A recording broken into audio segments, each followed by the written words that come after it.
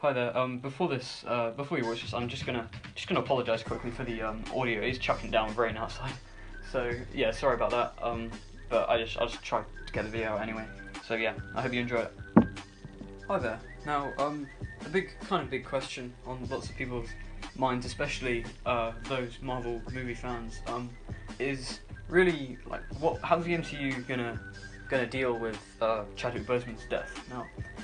I mean this in the term, like, what are they gonna do with the actual Black Panther character in the movies? Like, how are they, because we know that they had a Black Panther 2 scheduled for release. I'm not sure how they're gonna do it, but I just wanted to talk for a second about Chadwick Boseman. Now, I'm just gonna go all the way back to the start. So let's say, we're talking about 1960s comics. Now, you didn't really see almost any black people in comics in 1960s, 1950s. Now, I think like the first couple of people you saw, I mean, you saw Sam Wilson, Falcon. He was more of a sidekick, and I mean, you also saw Luke Cage, but you didn't see him like major. You didn't see a lot of him really. But then Black Panther came along, and he was different to these other superheroes who you had, because he was portrayed like he wasn't a sidekick or anything. He was a king. He was, you know, he was a king. He was the leader of the most advanced nation in the world. That was how he was portrayed, Black Panther. And because Wakanda, even like how it was first depicted, probably how it's depicted in the Marvel Cinematic Universe as well, is that they're at least like 100 years more advanced than anyone else. Like, and then in the time that it would take humanity, or not humanity, but like other major nations to get up to that level, they'll be 100 years further. Now, I wanted to talk about how basically they built the character of Black Panther so well in comics, and then they announced they're going to make a movie about it. Now, I can't remember when they announced this, but I've seen the video for it, and the whole crowd goes crazy, completely crazy when they reveal, like, we're going to do a Black Panther movie. Now, this was not a risky move by Marvel, but it was certainly one they needed to put a lot of attention to, because if you think about it, we as comic book fans and as movie fans, we're not forgiving people. If you take a superhero that we love and you make a terrible movie out of it, we are never going to let you forget about it. If you think about it, I mean, I'm not gonna mention any movies, but sorry. So yeah, if you make like a bad movie, we'll never let you live it down. Now, and they did this. They made the Black Panther movie, and we saw him like debut a little bit in Civil War. You know how we saw him like fight Bucky, and this is just giving us like a little taste of how he is. Now, I've got to say, I love Black Panther. I think him in the movies is an exceptional character. I think no one could have played him better. Absolutely no one could have played him better, because Chadwick Boseman was so talented playing him. He was really he put like his heart and soul into the role. And you see like all the other actors when they're interviewed, they're saying like he was so good at it. They all felt like they had to step up their game. Like, you know, when you're playing, I don't know, I play tennis a bit, but when I'm playing tennis, and if there's someone there who you know is better than you, it makes you play better. So he kind of, as well as doing such a great role as Black Panther, he made all of these other roles better. Now, as well as this, so as I was saying, we get to the actual Black Panther movie, and I was interested. I want to see how they did Wakanda, and I've got to say, they could not have done it better. They could not have done it better than how they did. It was insane how they managed to do it. All of the scenery was like, literally flawless.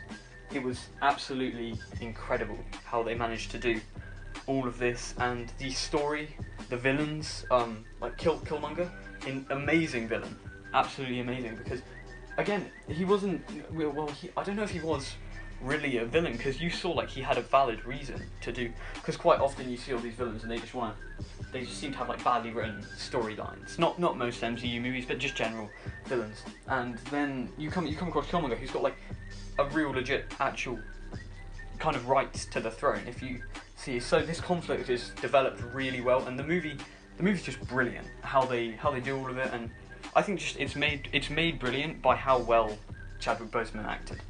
Now, that's just what I wanted to say about him. I mean, I know it's been about a month since he died, but it's just I probably should have made this video a bit sooner, but I was really busy. But anyway, so I'm going to come on to the kind of another question, which is how are they going to now do Black Panther 2? How are they going to do that?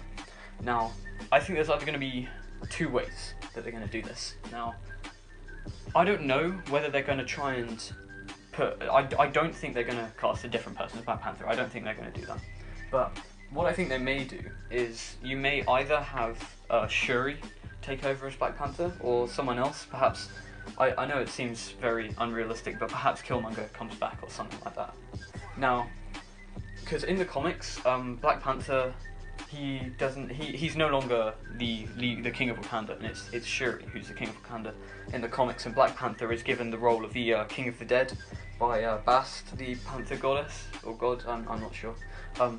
But so I think we may see Shuri take over that role. I reckon before the movie Black Panther 2 comes out, there's going to be another tribute to Chadwick Boseman, because it'll be a little bit like Stan Lee, the one for Stan Lee in that extra Captain Marvel one we saw, or I think it was Infinity War, maybe. I can't remember. Maybe Endgame. I haven't been to cinema in so long.